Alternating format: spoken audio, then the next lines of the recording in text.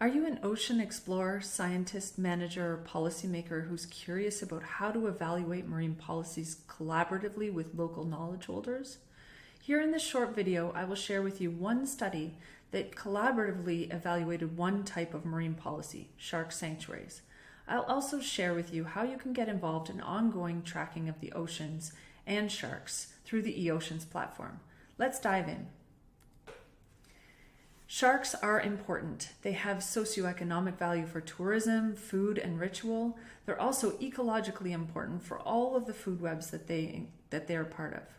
Sharks have also undergone rapid and widespread declines around the world due to illegal, unreported, and undocumented fishing, persecution, habitat loss, climate change, and because they have slow life history characteristics, meaning that they don't reproduce till later in life and have very few pups. They don't replace their populations as quickly as some other species. There are many tools for shark conservation, such as finning and fin possession bans, and multifaceted approaches that include trip sizes, quotas, limits to the size or species restrictions. There's also marine protected areas that protect the ecosystem more generally, and what we're talking about here is shark sanctuaries. Shark sanctuaries are the EEZs around countries that have banned commercial shark fishing and prohibit the possession, trade, or sale of shark products. They have been disputed for their value because they could just be paper parks, they may not have the ability for enforcement, it may be designed just for places that can replace shark fishing with tourism, and so on. So here we wanted to evaluate the trajectory of success for shark sanctuaries, or really it can be applied to any policy, the methods that were used. We approached the evaluation of shark sanctuaries by developing and launching a diver survey that would be sent out to divers and ocean explorers in communities around the world. And this went to the 15 shark sanctuaries as well as 23 other non-shark sanctuaries. So we can compare and contrast shark sanctuaries, which are highly variable in their size and their location and their area and their enforcement abilities. So we really needed to compare those 15 places to other non-shark sanctuaries. And these results were published in this paper, Global Evaluation of Shark Sanctuaries, in 2017. And here I'm going to dive into a little bit of the results. Here is a map of all of our study areas. The red tones indicate the shark sanctuaries, and the blue tones indicate the comparison study sites. Although we gathered a lot of information from questions through this survey, here I'm only going to share a few of the interesting results. Here was the reasons that people perceived for implementing the shark sanctuary. The majority perceived that the shark sanctuaries were implemented to reduce existing threats.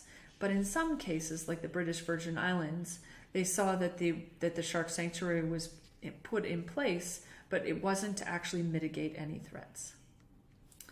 And then we looked at what do they perceive to be the main threats based on their explorations around their countries. So in most cases, you can see the black bars, in most cases it's commercial fishing. There's a little bit due to recreational fishing and a smaller amount due to habitat destruction. So then we proposed a variety of different ocean threats and asked people to rank them in a Likert analysis. Here you can see in the Bahamas that marine debris, ghost gear, and bycatch were considered to be the most important. So the red bars indicate the most important threats, and the blue bars indicate the least important threats. So you can see that sea level rise and seawater warming are the two least important threats to sharks locally. And this didn't just take place in the Bahamas, this took place in all countries where there were shark sanctuaries. And you can see here that it differs, the threats are different by each country. So in the Cook Islands, you can see that there are many more threats, including seawater warming and targeted shark fishing compared to the Bahamas. But sea level rise and tourism were not considered a threat by any of the participants. And lastly, what I'll draw your attention to here is when we compare those observations of where people see sharks, where they saw them being fished in the markets, and then compare that to catch data.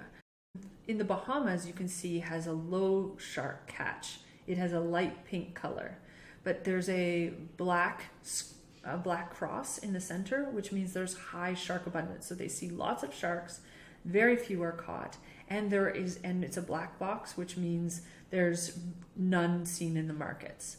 Compare that to, say, Mexico, which has high shark catch, which is not a shark sanctuary, has high shark catch. It has high shark abundance also because the black cross in the center, and high shark observations in the markets.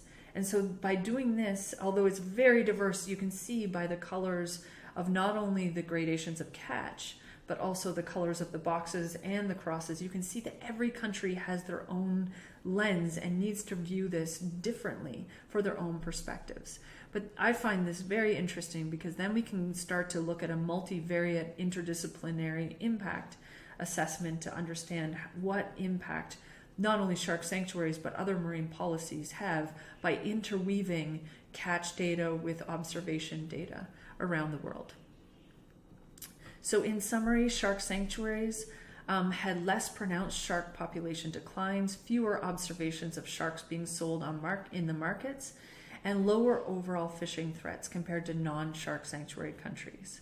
Bycatch, ghost gear, marine debris, and habitat destructions were the most significant threats that people found inside of the shark sanctuaries. But shark sanctuaries don't deal with any of these things. So that is an indication that we need to conserve and recover shark populations.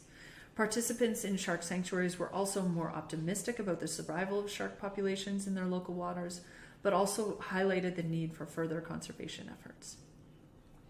So moving forward, we have shark sanctuaries and marine protected areas and many other variations of marine spatial planning. And we need to be able to understand these different layers and the success of these at different spatial and temporal scales with all these different interventions, education, the fines, there's so many different things that are associated with marine planning and evaluations. And so we can see this crowdsourcing or collaborative research as an impetus to discover new research and to ask further questions and to prioritize and improve policies because we never get it right the first time. Shark sanctuaries can be seen through the lens of local experts that may be a helpful conservation tool, but likely not sufficient in isolation. And all other marine spatial planning interventions should be considered, but also evaluated. So how can you help? You can download the app, join eShark inside of the eOceans platform, and start logging your shark observations, including where you see them being caught or where you see them swimming freely.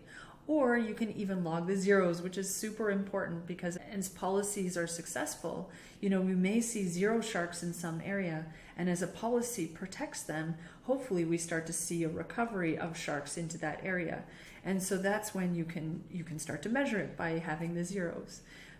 And eOceans it's a platform, so if you want to start your own shark sanctuary evaluation or marine policy evaluation, please get in touch and we can get them started. So I'm Christine Wardpage. I'm the founder, CEO, and lead scientist at eOceans, and I'm also the lead on eShark. And I'd be excited to work with any of the ocean explorers, marine policy makers, managers, and scientists to better understand and track the oceans in real time collaboratively around the world. Thank you.